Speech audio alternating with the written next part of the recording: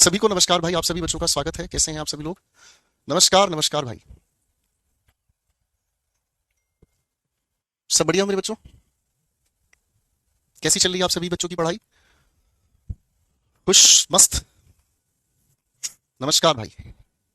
PDF जो साथ साथ मिल रही है उन्हें पढ़ रहे हो कि नहीं पढ़ रहे ये भी बता दो भाई। जो भाई नहीं पढ़ रहा है कोई बात नहीं।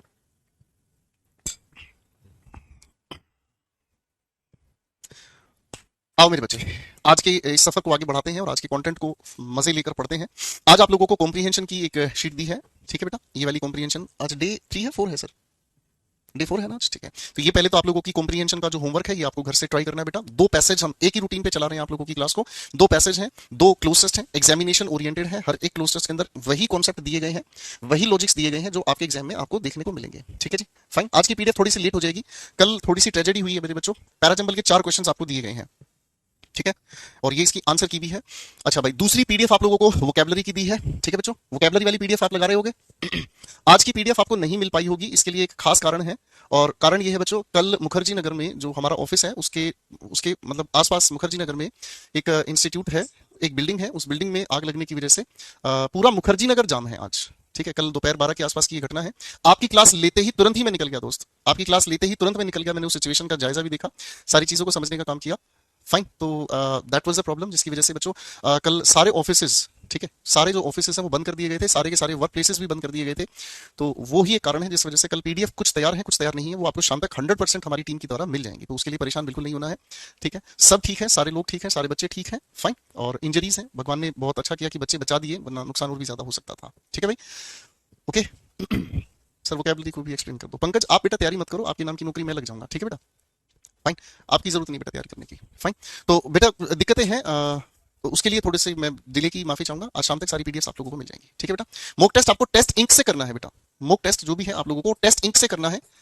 टेस्ट इंक एक अपना करियर विल का टेस्ट इंक में गैप नहीं है। टेस्ट इंक आप गूगल प्ले स्टोर पर जाएंगे, इसे डाउनलोड करें, अपनी प्रोफाइल बनाएं। और एग्जामिनेशन तक सारे टेस्ट फ्री किए हुए हैं। इसमें आपका maths, English, reasoning, GS, topic wise सारी तरह के टेस्ट इसमें दिए गए हैं। ठीक है भाई, तो ये वोकैबुलरी की जो आपको पीडीएफ दी है ये आप लोगों ने, मैं उम्मीद करता हूँ, सोल्व कर ली होगी बेटा। ठीक है, फाइन। तो ये है आप लोगों की पूरी जो पीडीएफ है। ओके दोस्त, ये आप लोगों को घर से करनी है। अब आओ भाई, कॉम्प्रिहेंशन भी हो गया। अब आते हैं हम लोग हाँ, कॉन्सेप्ट पर। ठीक है ना, अब सारे बच्चे थोड़े तगड़े हो जाओ। ठीक है, सारे बच्चे थोड़े तगड़े हो जाओ। पहले फटाफट से जो इंपॉर्टेंट कॉन्सेप्ट्स हैं, ये जो पीडीएफ आप लोगों को दी गई है, स्मार्ट रूल्स वाली जो पीडीएफ आपको दी जाती है, ये एक कॉन्सेप्ट पीडीएफ है। ठीक है मेरे बच्चे, जिसके अंदर हम लोग स्पेसिफिक चीजों पर मेहनत कर रहे हैं, टू द पॉइंट चीजों पर हम मेहनत कर रहे हैं। आओ मेरे बच्चों, तो डे 4 की ये जो पीडीएफ है आप लोगों को मिली है। फाइन, आ जाओ भाई, फटाफट से रिवीजन में लगाते हैं बातों को। वर्ब होती ऐसे शब्द हैं जो एक्सप्रेस करते हैं किसी भी एक्शन को या किसी भी स्टेट को, किसी भी व्यक्ति या किसी भी हालात को भी बताने का काम करते हैं। ठीक है, और जो इंपॉर्टेंट चीज है, वर्ब का अपना एक छोटा सा, ये जो आपके सामने एक ग्राफ बना हुआ है, एक जो इलस्ट्रेशन है, इसको हमें समझना है। वर्ब को लेकर अगर आप चलेंगे तो एक्शन या स्टेट बताने का काम करती है। ये दो बातें हैं। हालांकि वर्ब के नेचर के अनुसार इसके अलग सारे और भी ज्यादा शब्द हो सकते हैं। ठीक है, वर्ब के और भी अलग कई तरह के शब्द भी इसके अर्थ बना सकते हैं। कुछ हैपनिंग वर्ब्स भी हो सकती हैं, पॉजिटिव वर्ब्स भी हो सकते हैं, वो अलग अलग है। वो इसी पूरी की पूरी पीडीएफ में आप लोगों को मिल जाएगी। बात समझ रहे हैं? चलिए अब समझते हैं। वर्ब के आधार पर पहला जो डिस्टिंक्शन है वो ऑर्डिनरी वर्ब्स है, यानी कि साधारण वर्ब है। जब साधारण वर्ब की हम बात करते हैं तो जैसे मैंने एक साधारण वर्ब उठाई, गो, ये है इसकी बेस फॉर्म, यानी कि आधारभूत इसका रूप है। और इसी के अपने 4 नहीं 5 रूप होते हैं, जिसमें गो फर्स्ट फॉर्म हो गई। सर गोज की भी अगर हम बात करें, ये भी अपने आप में फर्स्ट फॉर्म ही है। अगर गो के साथ हम आईएनजी जोड़ते हैं, ये भी अपने आप में फर्स्ट फॉर्म के साथ आईएनजी हम लोगों ने जोड़ा है। इसी के बाद इसकी सेकंड फॉर्म की अगर हम बात करें तो वेंट हो गई। और भाई इसी की अगर थर्ड फॉर्म की हम बात करते हैं तो गोन हो गई। ठीक है दोस्तों, तो ये हमारी सारी की सारी जो वर्ब्स हैं, क्लियर है? ये हमारी सारी की सारी जो वर्ब्स हैं मेरे बच्चों, और ये सारी की सारी जो वर्ब्स हैं बड़े अच्छे से, बहुत अच्छे से 5 रूप हैं, ये ऑर्डिनरी वर्ब्स हैं। ठीक है जी, इन्हीं के दूसरे हिस्से की बात अगर हम करें तो ऑक्सिलरी वर्ब्स हैं। ऑक्सिलरी वर्ब्स को हम कहते हैं हेल्पिंग वर्ब्स। ठीक है जी, और हेल्पिंग वर्ब्स में भी 2 रूप है मेरे दोस्तों। एक जो मुख्य रूप है जिसे हम प्राइमरी ऑक्सिलरीज कहते हैं। प्राइमरी ऑक्सिलरीज निकल कर आती हैं 3 शब्दों से, बी, डू, हैव। ये टेंस के दौरान आप लोगों को पढ़ाया जाता है। बी, डू, हैव, ये 3 वो प्राइमरी वर्ब्स हैं जिनके आधार पर हमें पूरे के पूरे, जिनके आधार पर हम पूरे के पूरे क्या बनाते हैं, बताओ जरा? ये जो पूरी की पूरी वर्ब्स की हेल्पिंग वर्ब बनाने के काम आती है। ठीक है, सभी टेंस इन्हीं के आधार पर, सभी के सभी टेंसेस की हेल्पिंग वर्ब इन्हीं के आधार पर बनती है। और फिर हमारी कुछ जो हेल्पिंग वर्ब्स हैं, जो सारी की सारी हेल्पिंग वर्ब ही है अपने आप में, वो कौन कौन सी हो गई? इस कैटेगरी में आती है आपकी मॉडल ऑक्सिलरीज, यानी कि जो मूड को रिप्रेजेंट करती है। मे है, कैन है, कुड है, एक्सेट्रा। इसके बारे में हम बात करेंगे दोस्तों। इधर आ जाओ फटाफट से, ये यहां पर बनाया हुआ है, मैं वहां अलग से लिख रहा हूं, that is wasting your time. Auxiliary verb के 2 रूप हो गए। प्राइमरी वर्ब तीन रूप में निकल कर आए, और मॉडल वर्ब्स जो मूड को बताती है, may, can, should, would, ought to, etcetera. ठीक है जी। अब देखो भाई, ऑर्डिनरी वर्ब्स के भी दो रूप हैं, हम इस पूरी लिस्ट में ये चीजें डिस्कस करेंगे आपके सामने, फाइनाइट वर्ब और नॉन फाइनाइट वर्ब। पहले तो फाइनाइट वर्ब को समझने का काम करेंगे। फाइनाइट वर्ब क्या होती है, थोड़ा सा ध्यान से देखना बेटा। फाइनाइट वर्ब की अगर हम बात करते हैं, फाइनाइट का मतलब होता है लिमिटेड। फाइनाइट का मतलब क्या होता है बेटा, फाइनाइट का मतलब होता है लिमिटेड, यानी कि एक ऐसी वर्ब जिसका रोल लिमिटेड होता है। मैंने क्या कहा, एक ऐसी वर्ब जिसका रोल लिमिटेड होता है, और इस वर्ब के रोल को लिमिटेड बनाने वाली दो चीजें होती हैं, एक हो गया टेंस और एक हो गया नंबर ऑफ सब्जेक्ट। जैसे ध्यान से समझने की कोशिश करना, आपने एक छोटी सी बात कही, शी वांट्स अ शर्ट। भाई इसी शी को हटाकर अगर मैं यहां पर आई लिख दूं, यानी कि आई प्रेजेंट इंडेफिनिट में प्लूरल की तरह यूज होता है, तो शी वांट्स की जगह आप क्या लिखेंगे, she want, I want a shirt. She wants a shirt, I want a shirt, right. अगर मैं इसी का टेंस चेंज कर दूं और मैं लिख देता हूं शी पास्ट इंडेफिनिट में, तो शी वांटेड अ शर्ट, है ना। तो भाई नंबर के अकॉर्डिंग भी वर्ब के रूप में परिवर्तन, टेंस के अकॉर्डिंग भी वर्ब के रूप में परिवर्तन, इसी को हम फाइनाइट वर्ब कहते हैं। तो भाई नॉन फाइनाइट वर्ब इसी का बिछड़ा रूप है। नॉन फाइनाइट वर्ब कौन सी हो गई, नॉन फाइनाइट वर्ब एक ऐसी वर्ब होती है जिसपे ना तो टेंस का और ना ही सब्जेक्ट का कोई प्रभाव नहीं पड़ता। अगर मेरे दोस्तों इसी लिखे हुए वाक्य में अगर मैं आपके सामने शी वांट्स और उसके बाद लिख दिया मैंने टू बाई अ शर्ट, थोड़ा ध्यान से समझने की कोशिश करना बेटा। मैं पूरा टॉपिक नहीं पढ़ाऊंगा, मैं आपको सिर्फ उतनी ही बात बताऊंगा जितनी रिवीजन के लिए आपको जरूरत है। ये एक रिवीजन बैच है, इस बैच का सिर्फ एक ही पर्पस है, जो आपने पढ़ा है उसको आप मेरे साथ मिलकर फटाफट रिवाइज कर लें। ठीक है भाई, ओके। अब यहां पर अगर मैं आई वांट के साथ लिखता हूं इसी बातचीत को आगे, आई want to buy a shirt, और फिर मैंने लिखा she wanted to buy a shirt, तो आपके दिमाग में खूबसूरत सी बात आ जाएगी क्या, कि गुरुजी ये तो टेंस के अकॉर्डिंग बदल रही है, इसको हम फाइनाइट वर्ब, एफवी का मतलब फाइनाइट वर्ब, इसे हम क्या नाम दे रहे हैं बेटा, एफवी, यानी कि फाइनाइट वर्ब। इसी फाइनाइट वर्ब को हम लोग मेन वर्ब के नाम से पढ़कर आते हैं। ठीक है ना जी। ये जो यहां लिखी हुई ना ऑर्डिनरी वर्ब, ये मेन वर्ब का नाम समझ लीजिए, जिसके 5 रूप टेंस के अनुसार बदलते हैं। अगर इस टू बाई को हम समझेंगे तो ये है आपकी नॉन फाइनाइट वर्ब। क्यों, क्योंकि इसके ऊपर टेंस का ना सब्जेक्ट का कोई प्रभाव नहीं पड़ा। ठीक है भाई, तो फाइनाइट और नॉन फाइनाइट की छोटी सी पहचान है, आप लोगों को पता होना चाहिए, आप लोगों को इस चीज के आधार पर खेल समझ आना चाहिए। ठीक है बच्चे, आगे भाई, आगे चले बेटा, चले आगे चल लेते हैं। अब हमें इस ऑक्सिलरी वर्ब की, ये तो छोटा सा इंट्रोडक्शन था, इसी पूरी कहानी को पूरी पीडीएफ में आप सभी के साथ डिस्कस हमें करना है। ऑक्सिलरी वर्ब कौन सी होती है भाई, ये हेल्पिंग वर्ब होती है। ऑक्सिलरी शब्द ऑक्स से बना है, और ऑक्स का मतलब होता है जो मदद कर दे। ठीक है, तो यानी कि ऑक्सिलरी वर्ब को हम हेल्पिंग वर्ब भी कहते हैं। ये हमेशा मेन वर्ब के साथ यूज होते हैं। जैसे अगर मान लीजिए मैं आपके सामने कहा आई कैन इट, तो क्या इसका कोई अर्थ है। मैं अगर आपको ये कहता हूं आई कैन इट, बताओ, अगर मैं आपको ये कहूं कि भाई साहब क्या आई कैन इट, आप कहोगे सर यहां पर इस हेल्पिंग वर्ब के साथ जब तक कोई मेन वर्ब नहीं होगी तब तक इसका कोई अर्थ ही नहीं है। समझ रहे हैं, तो बिना मेन वर्ब के हेल्पिंग वर्ब कभी यूज नहीं होती to express the tense of the verb. और यही जो हमारी हेल्पिंग वर्ब है वो क्या बताती है, वर्ब का टेंस क्या है, सेंटेंस को नेगेटिव बनाने के लिए या फिर उसको क्वेश्चन बनाने के लिए या क्वेश्चन टैग बनाने के लिए। जो हमारी प्राइमरी ऑक्सिलरी वर्ब्स हैं वो बी, डू, हैव से निकलकर आई हैं, जिसके अंदर बी की ये फॉर्म्स हैं, डू की ये फॉर्म्स हैं और हैव की ये फॉर्म्स हैं। मॉडल एक्सिलरीज यानी कि जो मूड को रिप्रेजेंट करती हैं। अगर कोई पूछे आपसे कि मॉडल एक्सिलरी क्या होती है सर, जो मूड को रिप्रेजेंट करती हैं या फिर बोलने वाले इंसान की इंटेंशन को रिप्रेजेंट करती हैं कि उसकी क्या विचारधारा है। ठीक है जी, करेक्ट लेडीज एंड जेंटलमैन। आओ भाई आगे बढ़ते हैं। जैसे मैंने आपके सामने यहां लिखा she was baking a pie for the dessert. She subject है, वाज हेल्पिंग वर्ब है, बेकिंग मेन वर्ब है। इसी मेन वर्ब को आप चाहो तो फाइनाइट वर्ब भी कह सकते हैं, जैसे मैंने आपको भी थोड़ी देर पहले समझाया। ठीक है, और ये इस लिखी हुई वर्ब का ऑब्जेक्ट है। बात समझ के भाई, वर्ब का अपना ऑब्जेक्ट होता है। मेरे बच्चों दो ट्रिक याद रखना यहीं पर, ऑब्जेक्ट सिर्फ दो ही शब्दों के लिए बन सकता है, या तो किसी भी लिखी हुई वर्ब का ऑब्जेक्ट बनाया जा सकता है। ठीक है, जैसे यहां बेक, क्या बेक कर रहा है, आपने कहा पाई ऑफ डेजर्ट। या फिर ऑब्जेक्ट बनाने का एक दूसरा जरिया क्या है, हम किसी भी प्रेपोजिशन के बाद ऑब्जेक्ट का प्रयोग कर सकते हैं। ठीक है ना जी, बात समझ रहे हैं। दो ही तरह से ऑब्जेक्ट हो सकता है, एक हमारे सामने क्या होगा, किसी भी वर्ब के बाद आने वाला शब्द ऑब्जेक्ट हो सकता है, या प्रेपोजिशन के बाद ऑब्जेक्ट लगा सकते हैं। बात समझ में आ गई। ठीक है, फाइन। अब मेरे बच्चे आगे समझने का काम करते हैं। ये उदाहरण आप पढ़ लीजिएगा। सर दूसरी बात, लिंकिंग वर्ब। मेरे बच्चों पिछली क्लास में कई सारे बच्चे इस चीज को लेकर थोड़े से उलझ पुलझ रहे थे, परेशान हो रहे थे। लिंकिंग वर्ब को लेकर हमने थोड़ी गुफ्तगू की थी आप लोगों के साथ, है ना। पिछली क्लास में हम लोगों ने समझा था लॉजिक कि भाई लिंकिंग वर्ब एक ऐसी वर्ब होती है जिसके ठीक बाद हम लिखने का काम करते हैं सब्जेक्ट कॉम्प्लीमेंट। क्या लिखते हैं, सब्जेक्ट कॉम्प्लीमेंट, यानी कि जो सब्जेक्ट को कंप्लीट कर दे। और बाबू जब सब्जेक्ट को कंप्लीट करने पर आप आओगे तो सब्जेक्ट के बारे में हम दो ही बात याद रखते हैं कि किसी भी लिखे हुए सेंटेंस का सब्जेक्ट या तो नाउन हो सकता है या फिर प्रोनाउन हो सकता है। तो मेरे बच्चे जब नाउन या प्रोनाउन के लिए सब्जेक्ट की, नाउन या प्रोनाउन के सब्जेक्ट के लिए अगर हम बात करते हैं, इंफॉर्मेशन को पूरा करते हैं, तो इसका मतलब क्या हुआ सर, नाउन या प्रोनाउन के सब्जेक्ट की इंफॉर्मेशन को पूरा करने के लिए हमें नाउन ही चाहिए, प्रोनाउन ही चाहिए, या फिर हम यूज करते हैं एडजेक्टिव। दो उदाहरण है, समझने की कोशिश करना। मैंने आपके सामने लिखा एक वाक्य, रमेश इज अ डॉक्टर। ठीक है, तो यहां पर ये लिंकिंग वर्ब है। रमेश के बारे में क्या बताया गया कि रमेश एक डॉक्टर है। ये डॉक्टर पार्ट्स ऑफ स्पीच के अकॉर्डिंग क्या है, नाउन है। बोलो हाँ।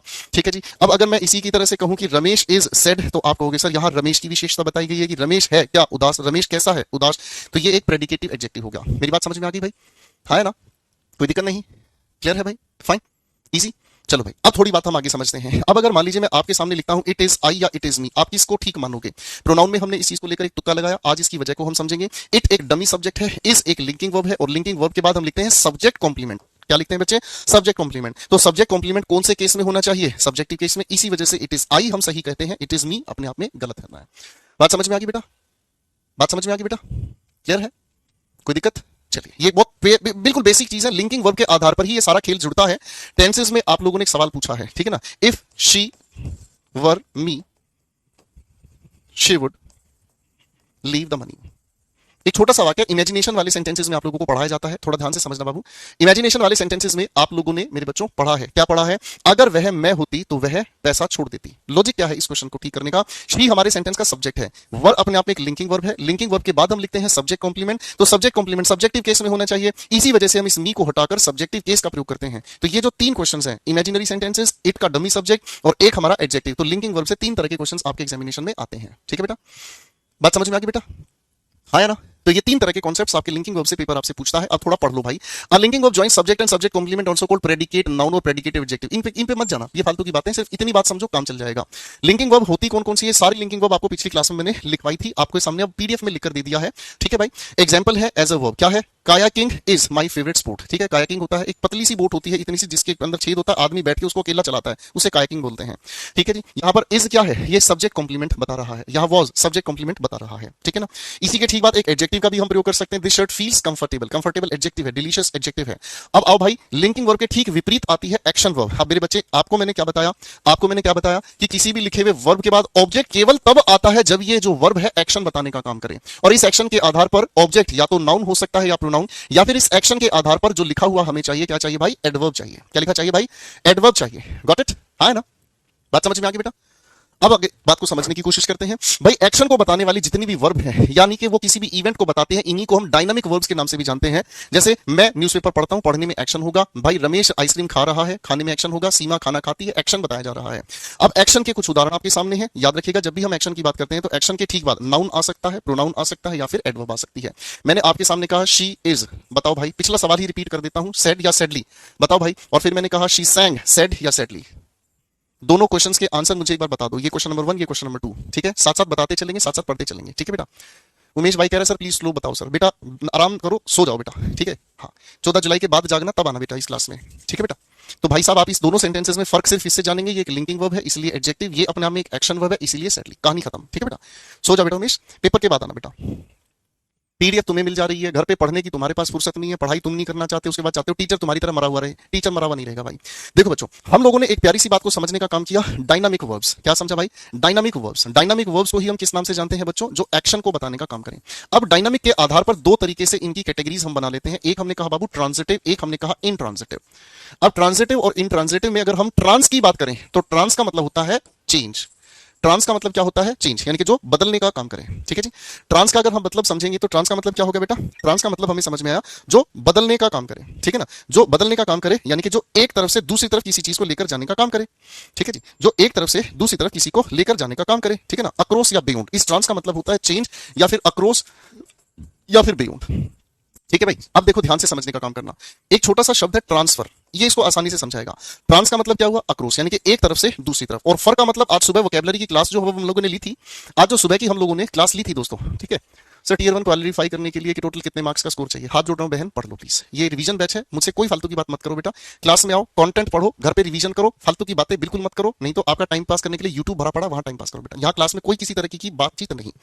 ट्रांस का मतलब क्या हुआ? अक्रॉस, एक स्थान से दूसरे स्थान पर। और फर का मतलब आज सुबह वोकैब के सेशन में मेरे यूट्यूब चैनल पर जो हमने कराया था, उससे FER का रूट हमने समझा था। इसका मतलब क्या है? यानी कि किसी को एक तरफ से दूसरी तरफ ले जाने का काम। तो ट्रांजिटिव का मतलब क्या हुआ? जिसके अंदर किसी भी सब्जेक्ट के बाद जब हम वर्ब से किसी एक्शन को एग्जीक्यूट करते हैं तो वो वर्ब एक्शन किसकी तरफ लेकर जाता है? ऑब्जेक्ट की तरफ लेकर जाता है। और ऐसे ऑब्जेक्ट को दो तरीके से हम पहचानते हैं, या तो क्या कहकर या फिर कौन कहकर। या तो क्या कहकर या कौन कहकर। इस क्या और कौन को हम अंग्रेजी में भी समझ सकते हैं। तो क्या और कौन को हम अंग्रेजी में कैसे समझ सकते हैं बेटा? बताओ, क्या और कौन को हम अंग्रेजी में कैसे समझ सकते हैं? वट या हुम कहकर। मेरी बात समझ में आ रही है? वट या हुम को हम कहकर काम चलाते हैं। ठीक है भाई? और जब इनट्रांजिटिव, तो किसी भी शब्द से पहले इन लगाने का मतलब नोट, यानी कि जब एक्शन को ट्रांसफर नहीं किया जाता, यानी कि जब हम सेंटेंस के बाद सब्जेक्ट के बाद वर्ब और वर्ब के बाद ऑब्जेक्ट लिखा हुआ ही नहीं देखें, तो ऑब्जेक्ट अगर लिखा हुआ नहीं देखते तो ऐसे कौन से शब्द जो ऑब्जेक्ट नहीं होते? भाई ऑब्जेक्ट सिर्फ और सिर्फ नाउन या प्रोनाउन ही हो सकते हैं। ऑब्जेक्ट क्या नहीं हो सकते? ऑब्जेक्ट एडवर्ब नहीं हो सकता, एडजेक्टिव नहीं हो सकता। यानी कि अगर हमें लिखा हुआ मिले कहा, या फिर लिखा हुआ मिले कैसा, या फिर हमें लिखा हुआ आंसर मिले कब, यानी कि वेयर, हाउ, व्हेन का अगर हमें आंसर देखने को मिले, अगर हमें वेयर, हाउ या व्हेन का आंसर लिखा हुआ मिले, तो ये अपने आप में ऑब्जेक्ट नहीं होते। यही ट्रांजिटिव इंट्रांजिटिव का मुख्य आधार है जो यहां आप सभी को सामने दिया हुआ है। अब लॉजिक को समझे। फ्रांस ने क्या जीता? वॉर। क्या का आंसर आ गया? ट्रांजिटिव। अब शोएब ने क्या फेंकी? The ball. समझ आ गया? तो ट्रांजिटिव होगा। इंट्रांजिटिव का आंसर देने के लिए मैंने आपको लॉजिक बता दिया, कहां, कैसा या कब, या फिर अगर हम कहें तो ये सारे के सारे शब्द एडवर्ब होते हैं, ये सारे के सारे शब्द अपने आप में नाउन या प्रोनाउन होते हैं। इस सवाल पर आ जाओ मेरे बच्चों। इंट्रांजिटिव के देखो उदाहरण लिखे हुए बहुत सारे इंट्रांजिटिव के। मैंने कहा वह कहां हंसा, आपने कहा सर भिखारी पर हंसा। मोहिनी ने कहां डांस किया? पार्टी में डांस किया। उसने कहां पर रख दिया या कहां पर बिछा दिया या कहां पर बैठ गया? आपने कहा सर फर्श पर। तो मेरे बच्चों ये हो गई हमारी इंट्रांजिटिव। ठीक है भाई, बात समझ में आ गई भाई? सेट है जी। आगे चलते हैं दोस्तों, आगे आ जाओ भाई। अब आते हैं फाइनाइट वर्ब। हालांकि मैं फाइनाइट वर्ब का आपको लॉजिक शुरू में ही बता चुका हूं। फाइनाइट वर्ब ऐसी वर्ब है जो टेंस के अकॉर्डिंग या फिर सब्जेक्ट की संख्या के अकॉर्डिंग बदलते हैं। ठीक है भाई, यही चीज आपके सामने यहां पर लिखी हुई है मेरे बच्चों, ध्यान से समझना। दे प्लूरल की वजह से प्रेजेंट इंडेफिनिट गो कह देता है। शी प्रेजेंट इंडेफिनिट सिंगुलर होते ही गो की जगह गोज हो गया। समझ आ गया भाई? है ना? ये प्रेजेंट इंडेफिनिट की ट्रिक भी यहां लिख दी है। वर्ब प्लूरल में सिंगल रहती है, मतलब कुछ नहीं लगता है, और सिंगुलर वर्ब के लिए अगर हम बात करते हैं तो वर्ब के साथ ऐसे ही। ये प्रेजेंट इंडेफिनिट का कॉमन रूल है, सभी बच्चों को पता है। अब आओ भाई इंट्रोडक्टरी सब्जेक्ट का खेला समझते हैं। ठीक है ना? ये मैं आपको बता चुका हूं मेरे दोस्तों। इंट्रोडक्टरी सब्जेक्ट की अगर हम इट की बात करते हैं तो इट के बाद अगर हम लिंकिंग वर्ब लिखने का काम करते हैं तो हम इसी की वजह से सब्जेक्ट कॉम्प्लीमेंट के लिए सब्जेक्टिव केस का यूज करते हैं। ठीक है भाई? और अगर इसी इट के बाद अगर हम एक एक्शन वर्ब लगा दें तो हमें उसके बाद ऑब्जेक्टिव केस लिखना पड़ेगा। एक बार फिर से इस बात को समझेंगे। अगर मैंने कहा इट इज आई या मी, इसका जवाब आप दे चुके हैं। अब अगर मैं यही चीज कह देता हूं इट किल्ड ही या हिम, चल मेरे बच्चे एक बार फिर से इन दोनों सवालों के जवाब दे दो। ठीक है जी, एक बार बेटा फटाफट से मुझे बताते हुए चलेंगे, जल्दी जल्दी मुझे बताते चलेंगे बेटा। ये दोनों के दोनों सवाल इस कॉन्सेप्ट को आपके सामने क्लियर करते चले जाएंगे। ठीक है ना? जब हम किसी सेंटेंस को इट से शुरू करते हैं तो हम सब्जेक्ट के अकॉर्डिंग ही वर्ब का प्रयोग करते हैं, और इट अपने आप में अगर वास्तविक रूप से देखें तो इट हमेशा किस तरीके की वर्ब लेकर चलता है? सिंगुलर कैटेगरी की वर्ब लेकर चलता है। ठीक है भाई, समझ रहे हैं? जब हम देयर की बात करते हैं तो देयर अपने अनुसार किसी भी हेल्पिंग वर्ब को नहीं यूज करता। क्यों? क्योंकि देयर इन्वर्जन का रूप है। अब ये इन्वर्जन नाम की बीमारी हमें एडवर्ब में पता चलेगी बाबू। यहां देयर के अनुसार हेल्पिंग वर्ब का यूज नहीं होता। हेल्पिंग वर्ब आने वाले सब्जेक्ट के अनुसार हम यूज करते हैं। किसके अनुसार यूज करते हैं? आने वाले सब्जेक्ट के अनुसार यूज करते हैं।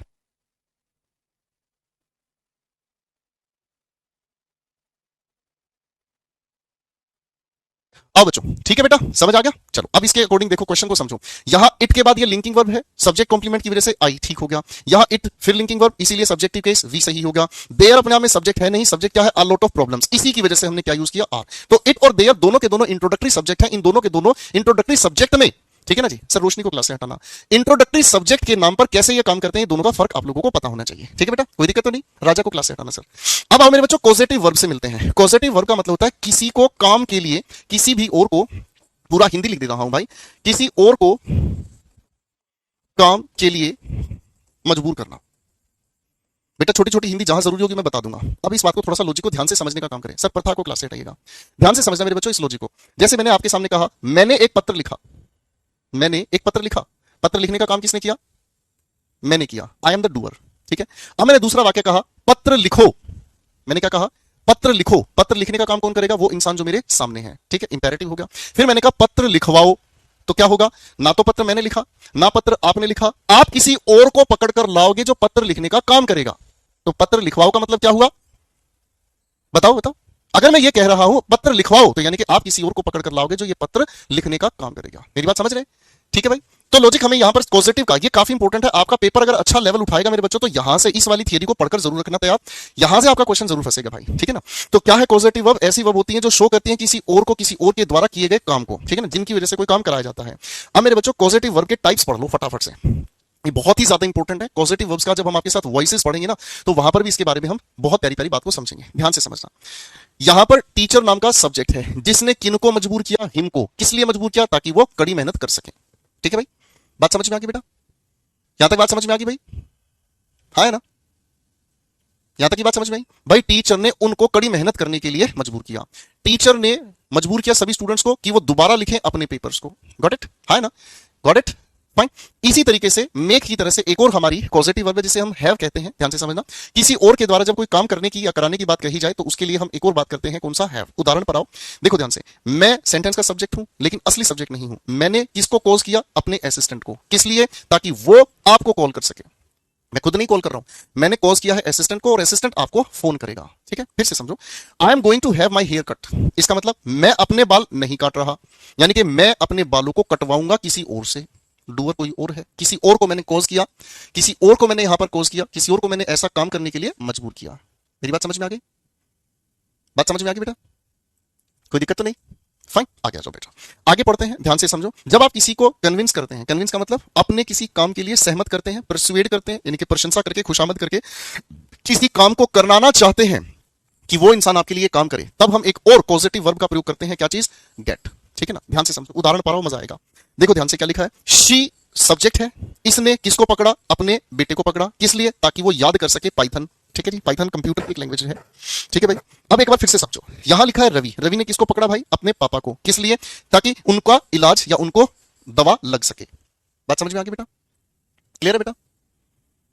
बात समझ में आ गई? इजी हो गया? ठीक है। तो कुल मिलाकर ये जो पूरा खेला है आप लोगों के पूरे डिटेल में पढ़ाया जाता है आपके बैचेस में। पॉजिटिव वर्ब के 3 रूप हैं, याद रख लीजिएगा। मेक एक हो गया, हैव, और एक हो गया कौन सा भाई? गेट। ठीक है। अब इन तीनों को लेकर मैं एक ट्रिक आपको अलग से लिख रहा हूं, उसको अलग से लिख लीजिएगा। ठीक है ना? डिटेल में पढ़ाने की बात नहीं हो पाती है, इसलिए टू द पॉइंट बात। सबसे पहले आ जाओ भाई मेक के बारे में। ठीक है। अगर किसी भी लिखे हुए सेंटेंस में मेरे बच्चों मेक एक्टिव वॉइस में यूज होता है, तो इसके बाद आने वाली जो भी वर्ब है हम वो फर्स्ट फॉर्म लेकर चलते हैं। उदाहरण सामने लिख रहा हूं, ध्यान से समझने की कोशिश करना। मैंने आपके सामने एक सेंटेंस लिखा, शी मेड, एक एग्जांपल के लिए लिख रहा हूं सेंटेंस, पढ़ो। She made Tarun do all the work. ठीक है भाई, सेंटेंस लिख दिया। अब मेरे बच्चों, अगर हम इसी लिखी हुई वर्ब को, पैसिव वॉइस में लिखें, तो इस बेर यानी कि खाली फर्स्ट फॉर्म की जगह हम इसके लिए टू के साथ फर्स्ट फॉर्म लगाकर चलते हैं। बेटा एक बार इसका पैसिव वॉइस बनाकर दिखाओ, चलो सारे बच्चे। इस लिखे हुए वाक्य का एक बार मेरे बच्चों पैसिव वॉइस बनाकर दिखाएं फटाफट से। जल्दी से मुझे एक बार इस लिखे हुए वाक्य का पैसिव वॉइस बनाकर दिखाएं बेटा फटाफट से। शाबाश। लेट का भी हम प्रयोग करते हैं, हेल्प का भी हम प्रयोग करते हैं। देखो पॉजिटिव वर्ब्स होती बहुत सारी हैं, लेकिन एग्जाम के लिए देखो ये स्मार्ट पीडीएफ है बेटा। स्मार्ट पीडीएफ का मतलब होता है एक ऐसी पीडीएफ जिसके अंदर हम लोगों ने सिर्फ इंपॉर्टेंट पॉइंट्स को ही ऐड किया है, जिनके बेसिस पर रिसेंट एग्जाम्स देखे जा रहे हैं। लंबी चौड़ी बात हम नहीं करते हैं उसमें, लंबी चौड़ी कहानी नहीं दिखेंगे। ठीक है ना? ये कंप्लीट बैच नहीं है बेटा, फाउंडेशन बैच नहीं कि सर ये भी समझा दो वो भी समझा दो। मैं सिर्फ काम की बात करूंगा और उन्हीं के बेस पर प्रैक्टिस करूंगा। तो आपने इसका पैसिव बनाया।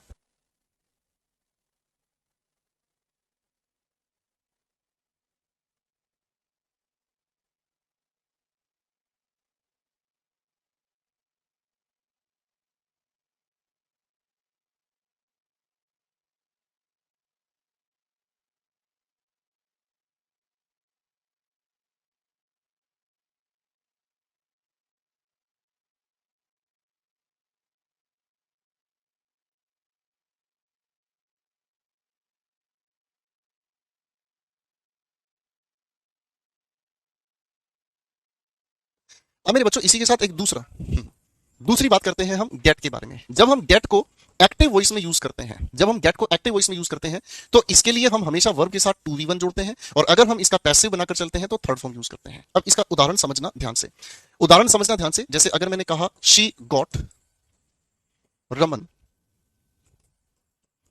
To solve the problem. ठीक है भाई। अब इस लिखे हुए वाक्य का पैसिव बनाएंगे, बताओ बेटा, बताओ भाई।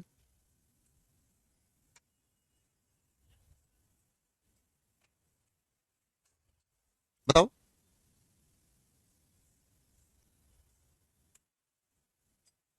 तो आप जब इस लिखे हुए सेंटेंस का पैसिव लिखेंगे, तो आप इस लिखे हुए सेंटेंस का पैसिव लिखेंगे as it is she got, और पैसिव बनाने के लिए पहले लिखेंगे किसी इसको the problem, she got the problem, और उसके बाद थर्ड फॉर्म लिखेंगे इसकी जगह सिर्फ और सिर्फ सोल्ड बाय रमन। ठीक है भाई, फाइन। अब इसी के लॉजिक को ऐसे भी पढ़ाया जाता है कि अगर गेट के बाद हमें डूअर लिखा मिलता है जो किसी काम को करेगा, तब हम उसके साथ इन्फिनेटिव यूज करते हैं, यानी कि टू के साथ फर्स्ट फॉर्म ऑफ वर्ब। और अगर हम गेट के बाद लिखा हुआ देखते हैं नॉन डूअर, यानी कि जो काम करने वाला नहीं है, प्रॉब्लम कोई काम करने वाला नहीं है, प्रॉब्लम पर तो काम किया जाएगा, इसी की वजह से हम इसके बाद यूज करते हैं थर्ड फॉर्म ऑफ वर्ब। ठीक है। तो इसके कॉन्सेप्ट को और आसान अगर हम बना देते हैं, तो कॉन्सेप्ट क्या कहता है बच्चे, ध्यान से समझना। गेट के ठीक बाद अगर हमें डूअर लिखा मिलता है, तब हम यूज करते हैं टू वी वन, और अगर गेट के बाद हमें लिखा हुआ मिलता है नॉन डूअर, जो पैसिव की पहचान है, तब हम यूज करते हैं थर्ड फॉर्म। ठीक है। चलो अब इसी के बेस पे एक सवाल और दे देता हूं, ठीक है ना? एक सवाल नहीं, दो सवाल दूंगा। मैंने आपके सामने लिखा गेट इट, ऑप्शन मिलेंगे आपको दो, गेट इट टू डू या गेट इट डन।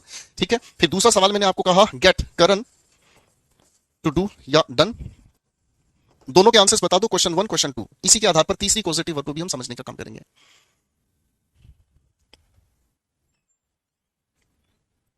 बेटा धीरज को हटाना।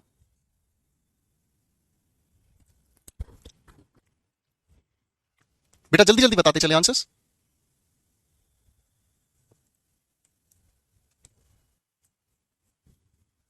गेट और हैव की सेम सेंस नहीं है अजय। गेट और हैव की जो सेंस में थोड़ा सा फर्क है वो मैंने आपकी इस पीडीएफ में लिख कर दे दिया है। यहां पर हैव की सेंस अच्छे से बताइए बाबू, और यहां गेट की सेंस बताइए। इसको आप थोड़ा सा पढ़कर देखोगे, बिल्कुल हल्का सा ही इसमें फर्क है, ठीक है ना। ये लिखा हुआ पूरे प्यार से पढ़कर देखो, बिल्कुल हल्का सा माइनर सा फर्क है, आप इसको एक बार ध्यान से पढ़कर देख लेना बेटा, ठीक है ना। बहुत हल्का सा फर्क है अजय भाई, तो इसको आप एक बार पढ़ के देखना। तो आप यहां देखोगे इस वाक्य में क्या होगा, आपने कहा सर गेट के बाद एक नॉन डूअर, इसीलिए थर्ड फॉर्म का प्रयोग हम करेंगे। गेट के बाद करण तो काम कर सकता है, इसलिए हम टू डू का प्रयोग करेंगे। मेरे बच्चों बिल्कुल यही सेम लॉजिक, मेरे बच्चों बिल्कुल यही सेम लॉजिक आप लोगों की एक तीसरी कॉजेटिव अब हैव के साथ पेपर में आपसे पूछा जाएगा, बिल्कुल ऐसे ही डूअर और नॉन डूअर के आधार पर। डूअर लिखा है सिर्फ फर्स्ट फॉर्म के साथ लिखेंगे, और अगर हमारे सामने नॉन डूअर लिखा हुआ मिलेगा, अगर हमारे सामने नॉन डूअर यानी कि जो काम नहीं करता लिखा मिला, तब हम यूज करते हैं इसको बाबू, थर्ड फॉर्म को यूज करते हैं, ठीक है बेटा।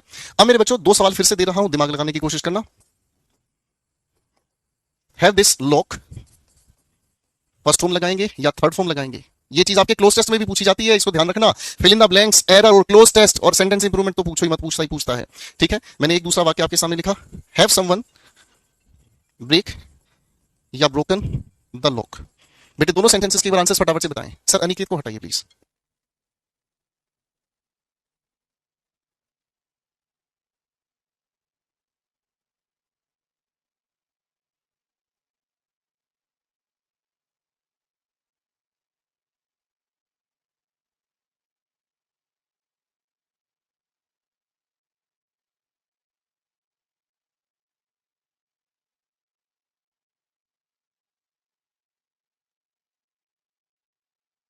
बनाए बेटा। तो आपके इसकी डिटेल बहुत लंबी चौड़ी होती है मेरे बच्चों, लेकिन हमें ज्यादा डिटेल में नहीं जाना। ये एक रिवीजन बैच है, आप पहले ही पढ़ चुके हैं मुझसे, किसी और से, किसी भी टीचर से, मुझे से फर्क नहीं पड़ता। ये एक रिवीजन बैच है बच्चे, और रिवीजन बैच का मतलब होता है सर काम की बात कम से कम टाइम में हमें एक बार समझा दो, ताकि हम सारी चीजों को, हमारा 14 जुलाई को पेपर आ रहा है, हम उस 14 जुलाई के पेपर के लिए तैयार कर रहे हैं।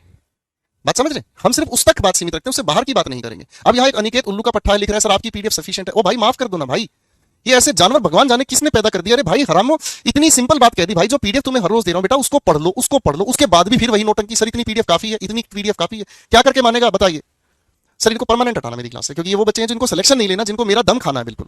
हर रोज ऐसे बच्चे नालायक मिलते ही मिलते हैं भाई। बाकी बच्चे आ जाओ भाई फटाफट से, चाय नाश्ता तैयार आपके सामने। हैव के बाद दिस लोक, लोक अपने आप में कोई काम नहीं करेगा, ताला काम नहीं करता भाई, ताले पर काम किया जाता है। थर्ड फॉर्म लगा देंगे हम। हैव समवन, भाई समवन कौन है, डूअर है, इसीलिए इसके साथ हम फर्स्ट फॉर्म लगा देंगे, ठीक है बेटा। बात समझ में आ गई भाई। चलिए मेरे बच्चे, हम कितना मेहनत कर रहे हैं उसकी कोई इज्जत नहीं है भैया, अपने गाने गाने के लिए आते हैं, सर ये काफी है वो काफी। अरे तू पढ़ तो सही भाई, पढ़ना है नहीं तो फिर मैं क्या करूं। आपके पेपर में बेटा वर्ब से रिलेटेड ये कंफ्यूजिंग पेयर भी अब की बार 100% देखने को मिलेगी, ठीक है बेटा। बात समझ रहे हैं, 100% ये आपके पेपर में जरूर देखने को मिलेगा। ये जो आपके क्वेश्चन है, मैंने क्या कहा, ये जो आपके क्वेश्चन है ये 100% देखने को मिलेगा कंफ्यूजिंग पेयर से। ध्यान से एक बार लॉजिक समझ लो, अपने आप याद हो जाएगा। फॉल का मतलब गिरना, फेल फॉलन, थर्ड फॉर्म हो गई, ठीक है। अब बेटा इसी की सेकंड फॉर्म से हमने फिर फर्स्ट फॉर्म बनाई, फेल। फेल का मतलब होता है किसी चीज को काट कर गिराना, किसी चीज को काट कर गिराना। फॉल का मतलब अपने आप कोई चीज जो गिरती है, ठीक है ना, गिरना, ठीक है भाई। फेल की सेकंड फॉर्म फेल्ड, फेल। दोनों के उदाहरण पढ़े। The leaves are falling during autumn, sir पतझड़ में पत्ते गिरते हैं, अपने आप ही गिरते हैं। वुड कटर, लकड़ी काटने वाला पेड़ काटकर गिरा रहा है, ठीक है भाई। ऐसे ऐसे बच्चे हमारी क्लास में भरे पड़े हैं जो ये कह रहे हैं सर सबकी हिंदी लिख कर दे दो। ऐसे भी बच्चे भरे पड़े हैं, ये सिलेक्शन लेना चाहते हैं भाई, ये कहते हैं जी सबकी हिंदी लिख के दे दो, क्योंकि इन्हें पेपर के नाम पर सिर्फ हिंदी ही चाहिए। ऐसे ऐसे भाई हैं जो भाई साहब सिर्फ हिंदी के नाम पर पढ़ना चाहते हैं, इंग्लिश पढ़ना ही नहीं चाहते। अब मैं इनका क्या इलाज करूं, तुम बताओ मेरे भाई। भाई मैं मेहनत इसलिए तो कर रहा हूं ना मेरे भाई, इस मेहनत का फल तुम्हें मिले, लेकिन भाई साहब सबको हिंदी हिंदी चाहिए। हिंदी पेपर वाले को भी जाके मैं कह के आऊंगा बेटा इसको इंग्लिश ना हिंदी में लिख के दे देना, पढ़ना ही नहीं चाहते हैं भाई। ग्राइंड का मतलब होता है किसी चीज को पीसना। सेकंड फॉर्म ग्राउंड, ग्राउंड, इसी की सेकंड फॉर्म को उठाकर हमने फर्स्ट फॉर्म बनाया ग्राउंड, ग्राउंडेड, ग्राउंडेड। ग्राउंडेड का मतलब जमीन पर लिटा देना, जमीन पर पिटक देना, जमीन पर लिटा देना।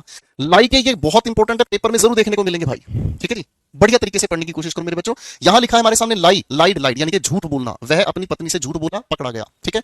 लाई का मतलब सेकंड फॉर्म से देखना, ले, लेन, इसका मतलब क्या होता है, लेट जाना, ठीक है जी। लेकिन अगर इसी की सेकंड फॉर्म को हम फिर से पढ़ते हैं, ले का मतलब होता है बिछाना या त्याग देना, ठीक है ना जी। ले, लेड, लेड, त्याग देना, ठीक है। या फिर क्या हो गया भाई, अंडे देना, हैच, इसके लिए हम अर्थ निकालते हैं हैच, ठीक है भाई। अब भाई राइज पर आ जाओ। राइज का मतलब क्या होता है, किसी चीज का उगना या फिर किसी चीज का खुद ब खुद उठना। राइज, रोज, रीजन, उदाहरण देख लीजिएगा। रेज का मतलब क्या होता है, किसी चीज को उगाना, किसी चीज को उठाना या फिर किसी चीज को पाल पोसकर बड़ा करना, यानी कि पालना, ठीक है जी। बालक को उसके माता पिता पाल पोसकर बड़े, बाल बच्चे को क्या करते हैं, पाल पोसकर बड़ा करते हैं, ठीक है भाई। उदाहरण देखो, रेज, रेज यानी कि raise the volume of the TV, volume को ऊंचा कर दो, उठा दो। इस रेज की स्पेलिंग में जेड है, रेज, रेज यानी कि क्या हो गया भाई साहब, है भाई। रेज का मतलब होता है गिरा देना, तोड़कर गिरा देना, गिरा देना, ठीक है जी। ये बहुत इंपॉर्टेंट वर्ब्स हैं, ये आपके पेपर में 200% आएगा एक सवाल, ठीक है जी। 200% आपके पेपर में आएगा, ये बिल्कुल अच्छे से मेरे बच्चों इनको याद कर लेना, बिना याद किए बेड़ा गर्क है भाई। बियर की दो तरह से फॉर्म होती है, कौन सी? थर्ड फॉर्म, बिना ई के, ई के। अब बिना ई के का मतलब क्या होता है? पैदा होना या जन्म देना, ठीक है। जैसे इसके अंदर आपने ई लगा दिया तो ई का मतलब क्या होता है? एक्स्ट्रा। एक्स्ट्रा का मतलब क्या हुआ? और ज्यादा। यानी कि जब आप किसी चीज को झेलते हैं, बर्दाश्त करते हैं, जैसे मैं कुछ नामाकूल कमेंट्स बर्दाश्त करता हूं, ऐसे बच्चों के कमेंट्स बर्दाश्त करता हूं जो बिल्कुल नॉनसेंस है, तो मैं I try to bear them. बात समझ रहे? समझ गए भाई? तो बस देखो बच्चों, पेपर में आपके फिल इन द ब्लैंक्स में ये दो शब्द आएंगे, बिना ई के जन्म हो गया, ई लगाने से क्या है? एफर्ट्स लगाकर बर्दाश्त कर गए। फाइंड ढूंढना, फाइंड, फाउंड, फाउंड, ठीक है। इसी की सेकंड फॉर्म से फर्स्ट फॉर्म बनाई, फाउंड, फाउंडेड, फाउंडेड। तो इसका मतलब क्या हुआ? किसी चीज को इस्टेब्लिश कर देना, है ना, किसी चीज को स्थापित कर देना। उदाहरण पढ़ लेना भाई, स्वामी दयानंद फाउंडेड द आर्य समाज। उदाहरण बड़े आसान है भाई। हैंग, हैंग्ड, हैंग्ड, इसका मतलब क्या हुआ? फांसी देना, ठीक है भाई। फाइन। अब अगर हम समझेंगे हैंग की फॉर्म हंग, हंग, इसका मतलब क्या हुआ? किसी को खूंटी पर लटकाना, खूंटी पर लटकाना, ठीक है भाई। Okay, easy. आ जाओ बच्चे, आ जाओ आ जाओ आ जाओ, ठीक है। यहां लिखा है सी, सॉ, सीन, देखना। इसी की सेकंड फॉर्म को फर्स्ट फॉर्म में ले आए हम, सॉ का मतलब किसी को काट देना। इसको मैं हिंदी में लिख देता हूं, वरना भाई हिंदी वाले भी बहुत सारे ऐसे हैं, बस हिंदी पढ़ना चाहते हैं, इंग्लिश ही नहीं पढ़ना चाहते ससुरे।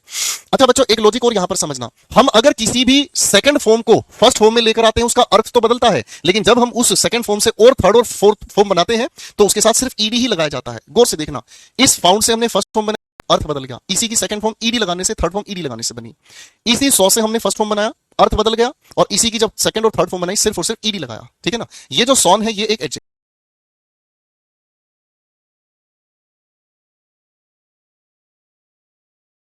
है, इसके बारे में कभी फुर्सत में बात करेंगे अगर जरूर पड़ी तो।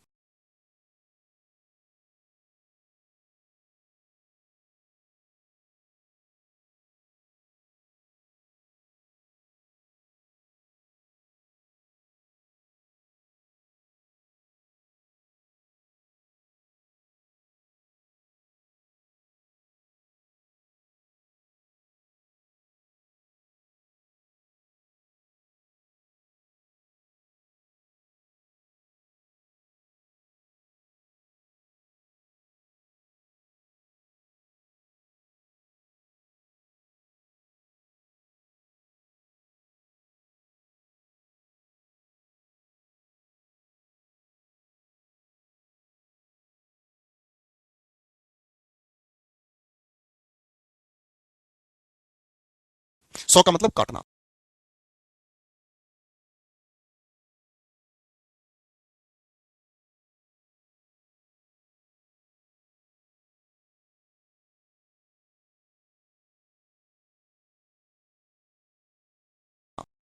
अब देखो फिर से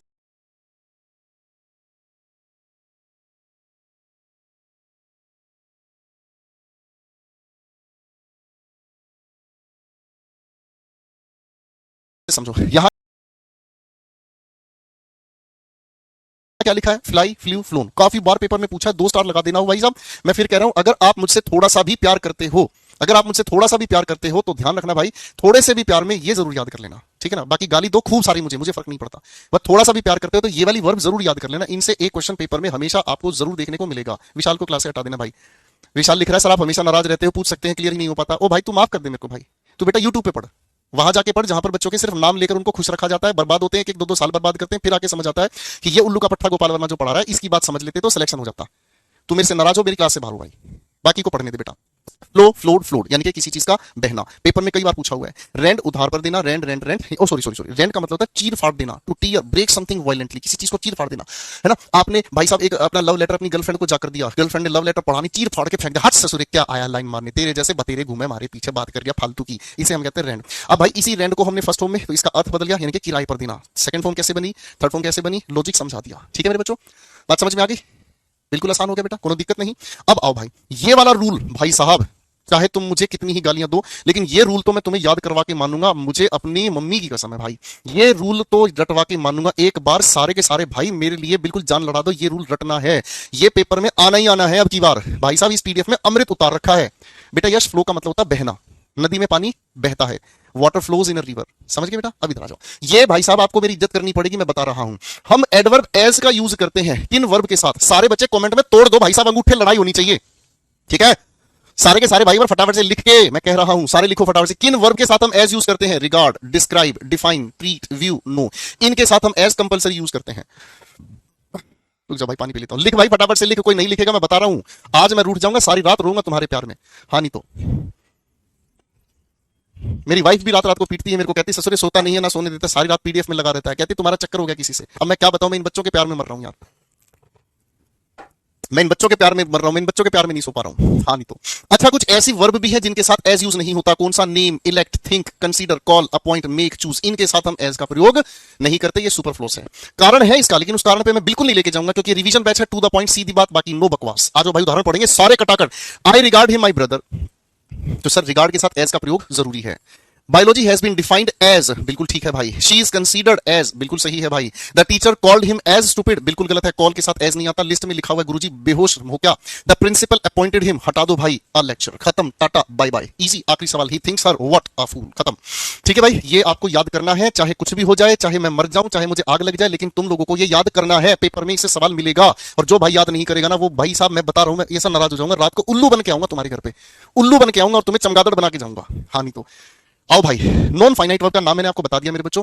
नॉन फाइनाइट वर्ब कौन सी होती है, फटाफट से रिवाइज कर लो। नॉन फाइनाइट वर्ब ऐसी वर्ब होती है जिसका हम टेंस या नंबर के साथ प्रयोग या परिवर्तन नहीं देखते। बोलो हाँ, ठीक है बेटा। टेंस या नंबर के साथ हम क्या यूज नहीं करते हैं, क्या चीज?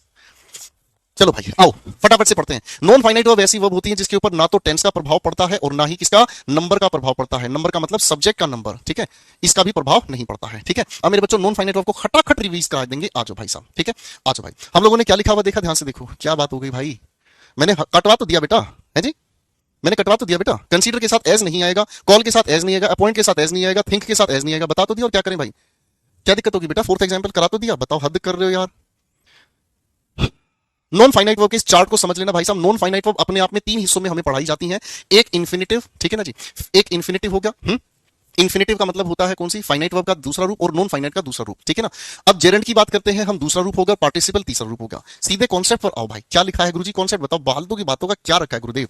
भाई यहां पर आज आप लोगों को बहुत सारा पढ़ना पड़ेगा, यहां पर आप लोगों को बहुत सारा पहले से ही याद करना पड़ेगा। ठीक है, थोड़ा सा ज्यादा आज आपको मेहनत करनी पड़ेगी। ये पीडीएफ आपके लिए ज्यादा ताकतवर है भाई, इस पीडीएफ में ज्यादा च्यवनप्राश है, ज्यादा पढ़ना पड़ेगा बाबू। इन्फिनिटिव का रूप होता है टू के साथ फर्स्ट होम ऑफ वर्ब लगाना, ठीक है ना जी, टू के साथ क्या लगाना बाबू, फर्स्ट होम ऑफ वर्ब लगाना। और जब टू के साथ फर्स्ट होम ऑफ वर्ब हम लगाते हैं तो वो बताता है किसी इंसान का कोई भी प्लान या उसकी कोई भी इच्छा किसी काम को करने के लिए। आपने एक वाक्य बताया, आई want to buy a car, भाई आपकी इच्छा क्या है, आपकी इच्छा एक गाड़ी को खरीदना, कहानी खत्म। बात समझ में आ गई बेटा, हाँ है ना, बात समझ में आ गई बेटा, ठीक है। आइए मेरे बच्चों पढ़ने की कोशिश करते हैं। उसने मना कर दिया खेलने से, उसकी इच्छा ही नहीं है खेलने की। उसने डिसाइड किया सीखना गाड़ी कैसे चलानी है, उसकी इच्छा क्या, गाड़ी चलाना। शी ऑफर्ड, उस ऋषि ने ऑफर किया क्या चीज, कि मैं यूथ क्लब को ज्वाइन करूं। तो मेरे बच्चों ऐसी कुछ खासी वर्ब होती हैं जिनके बाद हम हमेशा सेंटेंस के अंदर टू के बाद फर्स्ट होम लगाकर चलते हैं। एक बार इन सारी की सारी फटाफट से वर्ब्स को ध्यान से देख लीजिएगा, ठीक है, सारे के सारे बच्चे फटाफट से, ठीक है, सारे के सारे बच्चे एक बार इन सभी की सभी वर्ब्स को मेरे साथ पढ़ लीजिएगा। Offer, agree, plan, refuse, decide, manage, deserve, fail, intend, seem, seem नहीं है बटे, इसको ठीक कर लीजिएगा, इसको ठीक कर लीजिएगा, SEEM, ठीक है भाई, ठीक कर लीजिएगा। Arrange, pretend, learn, appear, hope, intend, claim, इन सभी के बाद कोई भी वाक्य बना होगा तो हमेशा इनके बाद जो फिल इन द ब्लैंक्स आपको भरना है वो टू के साथ फर्स्ट होम ऑफ वर्ब भरना है। अमर को क्लास से हटा दीजिएगा सर, मैं कह चुका हूं कि कॉम्प्रिहेंशन का सेक्शन अलग डिस्कस करूंगा, ये भाई फिर भी आकर अलग से बोल रहे हैं कि जी कॉम्प्रिहेंशन करा दो, हटाओ भाई इसको पहले, ठीक है बेटा। ये सारी वर्ब ध्यान से लिख लीजिएगा, इसको करेक्ट कर लीजिएगा।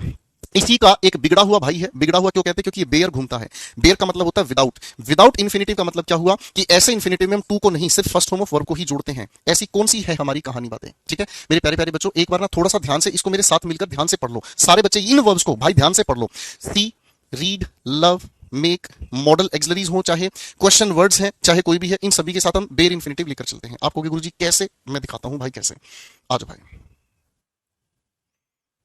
इधर आओ। बेयर इन्फिनेटिव के यूजेस कहीं नहीं मिलेंगे, हमारी पीडीएफ में आपको मिलेंगे सारे के सारे, देखो ध्यान से। किसी भी मॉडल एक्सलरी के बाद चाहे will, would, shall, should, may, might, can, could, इसके साथ टू लिखा नहीं, सिर्फ फर्स्ट होम ही हमें चाहिए। जैसे अगर मैं आपके सामने वाक्य पढ़ता हूं, I can to do it, आपको सर कैन लिखा है, हटाओ ना टू, डू लगाओ खाली, खत्म बात, टाटा बाय बाय। अरे हाँ है ना। अगला सवाल ध्यान से पढ़ो मेरे बच्चे, क्या लिखा है पढ़ो।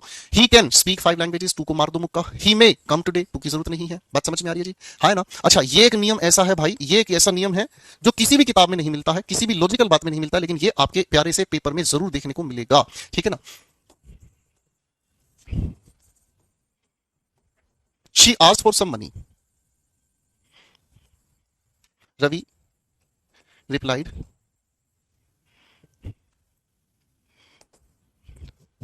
Y to borrow. ये क्वेश्चन पेपर में था, I don't remember that name of paper, ठीक है जी, मुझे ही नहीं पता मेरे बच्चों कि ये क्या है, because that is I don't know कौन सा पेपर है, I don't know that paper. लेकिन भाई एक बार ध्यान से समझने की कोशिश करना। हाँ, इंग्लिश एक्यूमेन में है ये रूल, मैं जानता हूँ हरिंदर, अरे इंग्लिश एक्यूमेन लिखी जिस खतरनाक खिलाड़ी ने है, बेस्ट है वो, ठीक है। अब ध्यान से देखना, उसने कुछ पैसे के लिए उधार मांगा, रवि ने जवाब दिया वाई टू बोरो। तो ये बहुत प्यारा सवाल है, उलझता है पेपर में।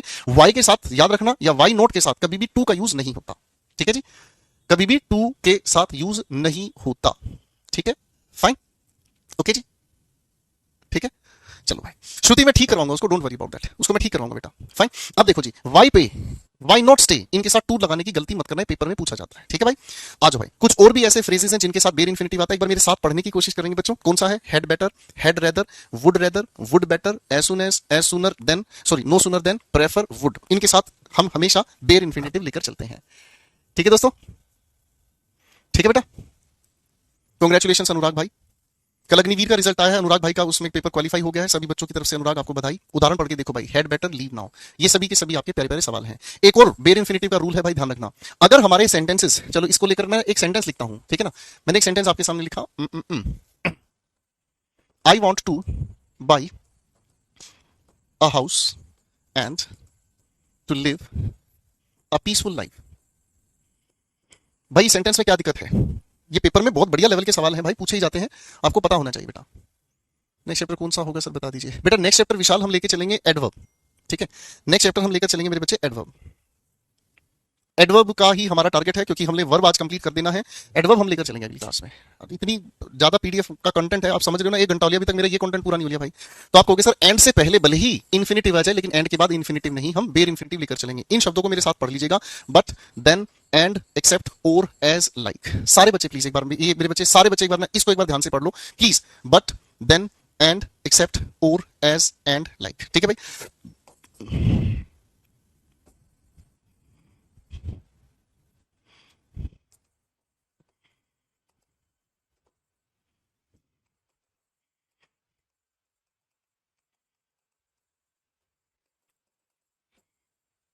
एक और सवाल आपकी परीक्षा का है, she refused to do anything, उसने कुछ भी करने से मना कर दिया, एक्सेप्ट के बाद आप क्या चुनेंगे, टू सिट, सिटिंग, या सिर्फ सिट लोनली? बताओ मेरे बच्चे फटाफट से, बेटा टाइम बढ़ा दो 12:30, इस बैच का टाइम 12:30 तक कर ही दो भाई, क्या करें, कंटेंट ही नहीं पूरा हो पाता, बताओ बेटा। तो आप कहोगे सर एक्सेप्ट से पहले इन्फिनिटिव आया है, एक्सेप्ट के बाद हम बेर इन्फिनिटिव लेकर चलेंगे, ठीक है भाई।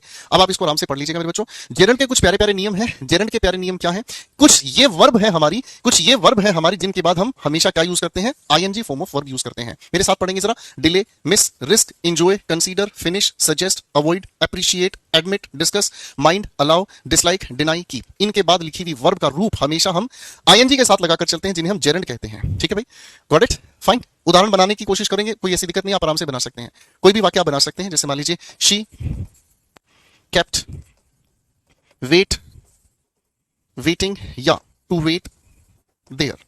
तो बस इतना देखना, इन वर्ब्स को 2-2 3-3 बार आप पढ़ लोगे, याद हो जाती है बाबू, ये कोई मुश्किल बात नहीं है। केप्ट के बाद हम लोग हमेशा जेरंड यूज करते हैं, that's a very simple point of view, ठीक है जी, गॉट इट, बात समझ में आ गई बेटा। चलिए दोस्तों, आगे हम अगले सवाल की तरफ बढ़ते हैं भाई। अब जेरंड के कुछ और खासे प्यारे नियम पर हम काम करेंगे, कुछ और खासे प्यारे नियम हैं, ध्यान रखिएगा, ठीक है जी। जेरंड को हम जब भी यूज करते हैं किसी भी वाक्य में, तो आप सभी बच्चों को एक नियम याद रखना है कि जेरंड अपने आप में नाउन होता है, बनता कैसे है, वर्ब के साथ आईएनजी। तो भाई साहब जेरंड से पहले या नाउन से ठीक पहले हम हमेशा क्या यूज करते हैं, पॉजेसिव केस। अब ध्यान से समझना, I appreciate your helping me, sir helping noun है इसलिए पॉजेसिव केस यूज हुआ, ये पेपर में कई बार पूछा जा चुका है भाई, ये नियम याद रख लेना। कुछ भी याद नहीं हो, सीधी एक बात याद रख लीजिएगा, अगर वर्ब के साथ आईएनजी जुड़कर नाउन बन जाता है, इसे हम जेरंड कहते हैं, और जेरंड से पहले, नाउन से पहले पॉजेसिव केस आता है।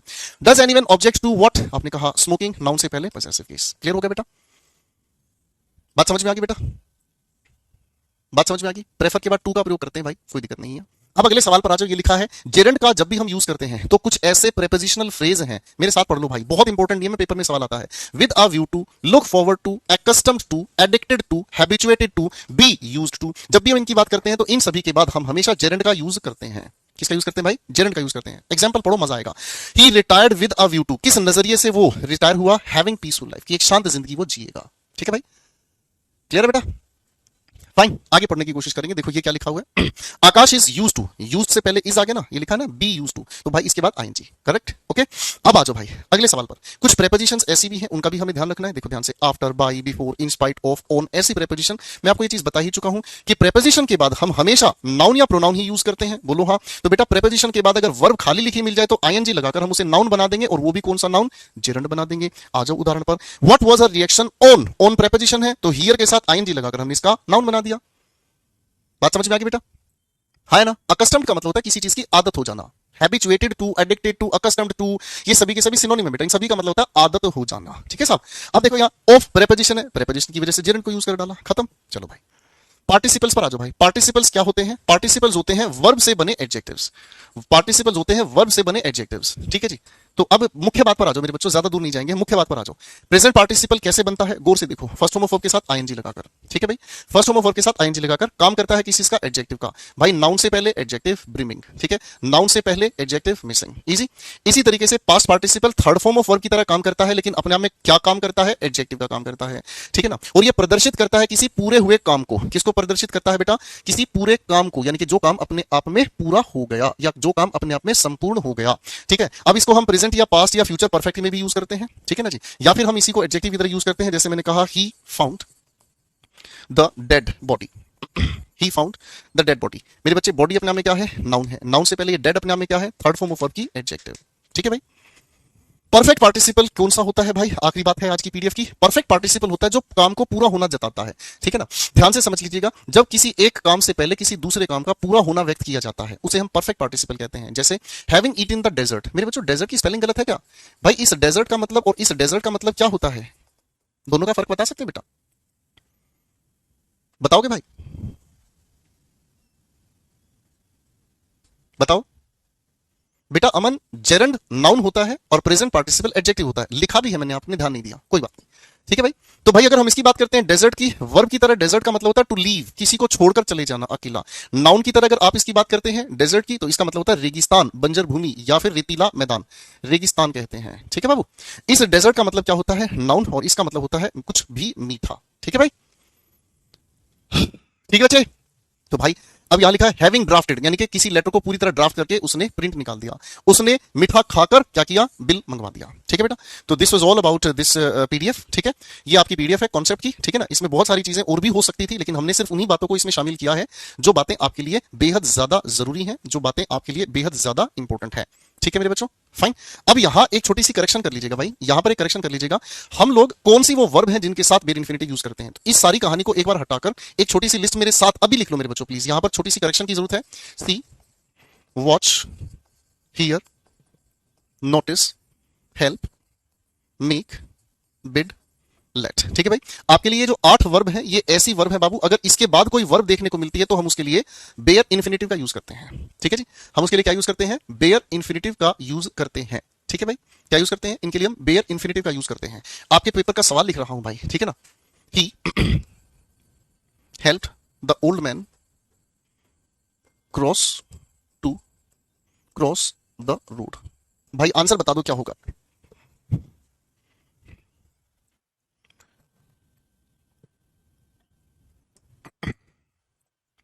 बेटा जी प्लीज जितना करा रहा हूं उतने पे ध्यान दे लो, हाथ जोड़ के रिक्वेस्ट है बेटा,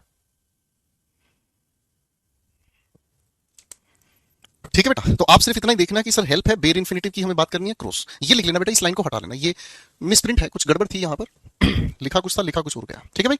तो चलिए मेरे दोस्तों, मैं उम्मीद करता हूं यहां तक की प्यारी सी बातें आप लोगों ने पढ़ ली हैं। अब आ जाओ भाई थोड़ी प्रैक्टिस पर। भाई आज मैं क्लास लेट तक चलाऊंगा, किसी भाई को अपना कोई काम हो अपना काम कर लेना, किसी भाई को फ्रेश होना है, नहाना है, धोना है, बाद में नहा लेना, धो लेना, हाँ किसी को सुसु पोटी आ रही है वो निपटा के आ जाना भाई फटाफट से। बेशक 1 मिनट के लिए ब्रेक दे देता हूँ, बेशक 1-2 मिनट के लिए ब्रेक दे देता हूँ भाई, पर क्लास चलेगी लंबी, ठीक है ना। क्योंकि आप थक सकते हैं, मैं थक नहीं सकता, आप थक सकते हैं, मैं थक नहीं सकता भाई, ठीक है। अगर किसी भाई को कोई दिक्कत है, चाय पानी पीनी है, तो मैं 1-2 मिनट के लिए रोक लेता हूं गाड़ी को, लेकिन मैं क्लास कंटिन्यू पढ़ाऊंगा बेटा। है किसी को कोई दिक्कत, बताओ जरा मुझे, क्या आपका जज्बा कम पड़ गया है, क्या आपकी हिम्मत टूट रही है, क्या आप थक गए हैं अपनी जिंदगी में अपने आप को सफल बनाने से, क्या आप पढ़कर रो रहे हैं, क्या आप मेहनत करने से अपना जी चुरा रहे हैं, अरे हाउ इज द जोश। तो ना हम थकेंगे, ना हम रुकेंगे, ना हमें ब्रेक चाहिए। गुरुजी जब आप हमारे लिए लगातार बोल रहे हो, आप हमारे लिए रात भर पीडीएफ बना रहे हो, मेहनत कर रहे हो, तो गुरुजी हम भी नहीं रुकेंगे, हम आपके बराबर चलेंगे, आपका हाथ पकड़ के हमें सफल होना है। तैयार है? तो ना मैं रुकूंगा ना तुम रुकोगे, और टूट पड़ेंगे सारे सवालों पर। आ जाओ तो दंगल होने दो भाई। सवाल मेरे सामने आ गए हैं मेरे प्यारे दोस्तों। सवाल लिखा है, the man that I want to post at the work site should be used to get up. लो भाई, यूज्ड टू से पहले बी लिखा मिलते ही हम लोगों ने अभी लिस्ट में पढ़ा है, ठीक है जी, हमें जेरेंड का यूज करना है। क्वेश्चन 2 पर आते जाओ भाई फटाफट से। I have met him yesterday. Sir बात अगर येस्टरडे की है, बात अगर कल की है, तो कल का दिन बीत गया। पास्ट का स्पेसिफिक, पास्ट इंडेफिनिट से बताएंगे। If vehicle drivers do not observe the rules of traffic they will be prosecuted and have to pay fine. गड़बड़ क्या हो गई है भाई? गड़बड़ क्या हो गई है भाई? आप कहोगे सर देखो यहां पर फ्यूचर की बात कही है, तो इसको भी फ्यूचर की तरफ लेकर जाओगे ना गुरुजी? वेरी सिंपल, हाँ है ना? फटाफट से आ जाओ मेरे भाई, फटाफट से आ जाओ। जब मैं नहीं थका तो तुम कैसे थक रहे हो भाई? कोई नहीं रुकेगा। The ill fated Titanic. Adjective में पिछली क्लास में बताया था, अगर इल हम किसी नाउन से पहले यूज करते हैं तो उसका अर्थ बन जाता है बैड। याद है बेटा? सारी जगह मिलेगी। अरे गुरुजी ने पीडीएफ में अमृत उतार दिया है, अगर ये नहीं पढ़ा तो जिंदगी बर्बाद है भाई। The ill fated Titanic carrying about 200 passengers aboard drowned. Sir ध्यान रखना, नॉन लिविंग चीजों के लिए हम यूज करते हैं सिंक, नॉन लिविंग, एनएल का मतलब नॉन लिविंग, और भाई साहब लिविंग के लिए हम यूज करते हैं ड्राउन। तो भाई साहब टाइटैनिक जो डूबा है भाई, टाइटैनिक जो डूबा, the ill fated Titanic carrying about 2000 passengers aboard, आगे लिखा है drowned in the ocean. Sir डूबने की बात किसकी कही है? टाइटैनिक की। क्यों? क्योंकि यहां कैरिंग के बाद जो अबाउट लिखा है, ये अबाउट प्रेपोजिशन, और प्रेपोजिशन का मतलब क्या हुआ? ये तो ऑब्जेक्टिव केस है, ये सब्जेक्ट है ही नहीं। तो बाबूजी क्वेश्चन नंबर 4 में क्या लिखोगे? टाइटैनिक नॉन लिविंग है, इसलिए ड्राउन को हटाकर क्या लिख दिया भाई? Second form sank. कितना बेहतरीन सवाल था भाई, है ना? अब भाई अगले सवाल पर आते हैं। While the old man was entering the shrine, he slipped and fall. Second form, fall की सेकंड फॉर्म फेल होती है गुरुजी, एक सेकंड में पकड़ लेंगे वो गलती को हम। Some of the students were standing in the college ground, watched the। Sir वहां पर खड़े हुए हैं, यहां पर पास्ट कॉन्टिन्यूस है, तो यहां पर भी पास्ट कॉन्टिन्यूस की वजह से वॉचिंग के लिए क्या लिखोगे? वॉच्ड के लिए वॉचिंग, ठीक है भाई। My father who is in 80s is used to. Sir used to से पहले बी की कोई भी फॉर्म आ जाए, सिर्फ जेरेंड आ सकता और कछु ना आ सके। The food that is being cooked in the neighbours house is smelling delicious. Sir smell के अंदर एक्शन नहीं होता, ये एक्सटेटिव वर्ब है, इसलिए हमने क्या कह दिया? Smells delicious. क्वेश्चन 9 पर आए, he advised me to join the computer course later in the year. He advised me. Sir advice जो होता है गुरुदेव, एडवाइस जो होता है वो नाउन होता है, जबकि एडवाइस में ISE लिखा हुआ वर्ब होता है। तो गुरुदेव यहां एडवाइज्ड में SE होना चाहिए, वर्ब की जगह वर्ब ही होना चाहिए। Gayatri has finished checking the answer books last night and will dispatch them to the university on Monday. Sir यहां पर लास्ट नाइट, वही ऊपर वाला सवाल आ गया भाई, जो दिन बीत गया, जो काम बीत गया, पास्ट इंडेफिनिट में बताया जाए, इसलिए हैज को हटाकर सिर्फ फिनिश्ड को ही लगाएंगे। ठीक है जी, हाँ है ना? ठीक है बेटा, बात समझ में आ गई बेटा? साथ साथ बनाते हुए चलेंगे भाई। शाबाश बेटा, मेहनत कर रहे हो कि नहीं कर रहे, ये बताओ जरा। चलिए भाई आगे पढ़ते हैं। If my son gets good marks I shall happy. Sir बिना वर्ब के हम मॉडल एक्सिलरी का यूज नहीं करते, आपने नियम बता दिया गुरुजी, बहुत आसान सी बात थी वो। अगले सवालों पर आ जाओ भाई फटाफट से। क्वेश्चन 12 पर आ गए हैं, अब हम फटाफट से आंसर्स बनाते चलेंगे भाई। चलो भाई, पहले 1 मिनट का समय आपको दे रहा हूं, मेहनत करो, बनाओ।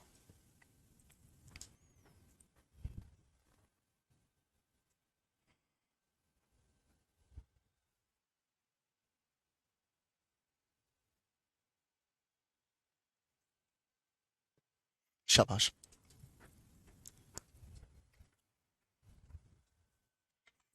बेटे आशीष पढ़ लो प्लीज।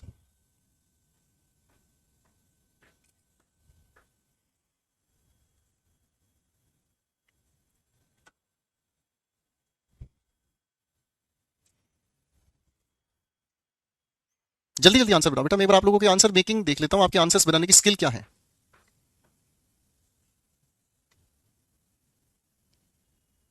हाँ विनय, 1-2 क्वेश्चन टेंस के बेसिस पर भी डाले गए हैं, क्योंकि फाइनाइट वर्ब तो मेरे बच्चे टेंस के अकॉर्डिंग यूज होता है ना बेटा। नहीं निकिता, हेड बेटर को हम बिना टू के यूज होते हैं करते हैं बेटा।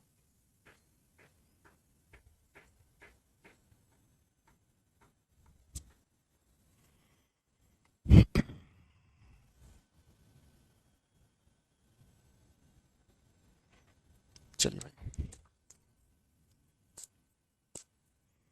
बनाते हैं बेटा। Every student need, sir singular के लिए नीड नहीं, नीड्स का प्रयोग करेंगे। You had better not, sir had better के साथ टू का प्रयोग नहीं करेंगे। ड्यूरिंग फ्रीडम स्ट्रगल, यानी कि आजादी के संघर्ष के वक्त, many a patriot were, singular subject है तो सिंगुलर का प्रयोग करोगे ना भाई जी। There are a dozen of geography books, sir हमने देयर इंट्रोडक्टरी सब्जेक्ट के नाम से पढ़ा, देयर का हेल्पिंग वर्ब से मतलब नहीं, a dozen of geography books इसी के अकॉर्डिंग आएगा। अब ये मुझे बताओ, लाइंग यहां पर सही है प्रयोग में, हाँ या ना? है जी, बताओ बताओ बताओ भाई। तो लाइंग अपने आप में बिल्कुल सही है, and you can use them whenever you like. तो भाई साहब आर डजन की वजह से हम आर नहीं इसका प्रयोग करेंगे। The number of amendments to our constitution have, sir the number subject है, सिंगुलर होने की वजह से हैव नहीं है इसका प्रयोग कर डालेंगे भाई। I had been to Delhi last week, sir कोई दिक्कत नहीं है, लास्ट वीक पिछले सप्ताह की जो बात है, तो आई हैड बीन नहीं, आई वाज टू दिल्ली। ठीक है ना जी। फाइन, सवाल के आंसर बनाते चलेंगे फटाफट से भाई, कोई दिक्कत नहीं बेटा, कोई दिक्कत नहीं है। यही जो आज तुम मेहनत कर रहे हो ना, यही मेहनत तुम्हें सफल बनाएगी। जो बच्चा आज मेहनत करने से डर गया है भाई, वो आने वाले टाइम में रोएगा। जो आज मेहनत करने से डर गया भाई, ठीक है ना। हाँ, वॉज की जगह वेंट भी लिख सकते हैं, कोई दिक्कत नहीं है। इधर शी और यू सर, नियरेस्ट सब्जेक्ट के अनुसार हम आर का प्रयोग करेंगे। He will be likely to leave for the United States last year. Sir last year पिछले साल की बात है, तो विल बी लाइक नहीं सर, ही वॉज लाइकली। 19 के लिए हम यूज करेंगे वॉज लाइकली।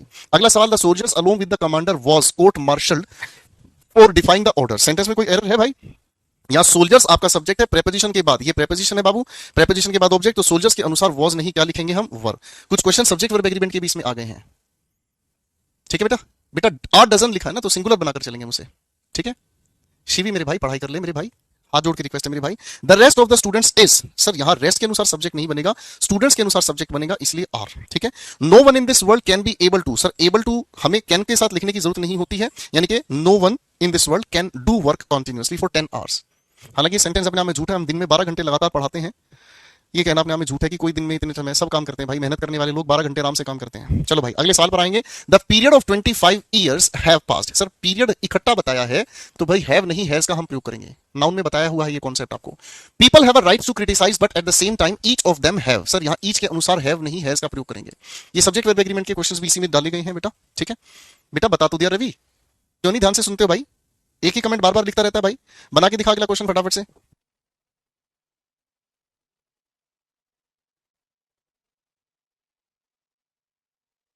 अब बच्चों सवाल लिखा है, the child picked up a burned paper, sir burned नहीं बर्न्ड पेपर। एडजेक्टिव सही तरीके से होता है, देखो ध्यान से समझने की कोशिश करना बेटा। बर्न का मतलब होता है जलाना। अब इसी की थर्ड फॉर्म बर्न्ड, ठीक है जी। इसी की जो जो थर्ड फॉर्म है वो बर्न्ड है, ये अपने आप में थर्ड फॉर्म है। लेकिन अगर इसी से एडजेक्टिव हम बनाते हैं बर्न्ड, ये है एडजेक्टिव। एडजेक्टिव कहने का मतलब अगर किसी नाउन से पहले आ गया तो बर्न्ड का प्रयोग हम करेंगे, ठीक है भाई। 2 सवाल और लिख लेते हैं।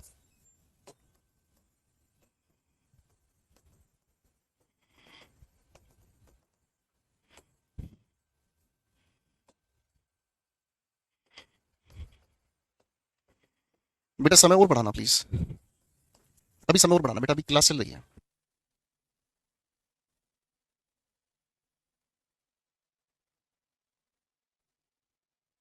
बेटा बर्निंग इसलिए नहीं यूज होगा क्योंकि जलता हुआ पेपर उसने नहीं उठाया। हाँ चलो बर्निंग करना चाहो बर्निंग कर लो।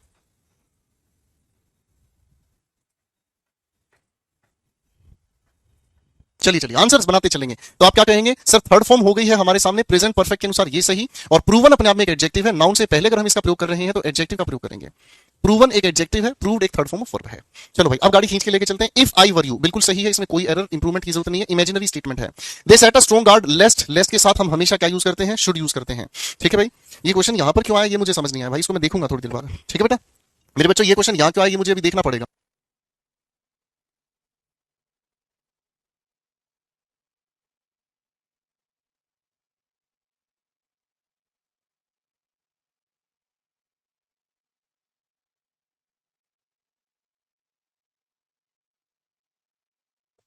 आगे पढ़ते हैं। The matter called up an explanation of his conduct. Called up, sir called up का मतलब होता है किसी को फोन मिलाना।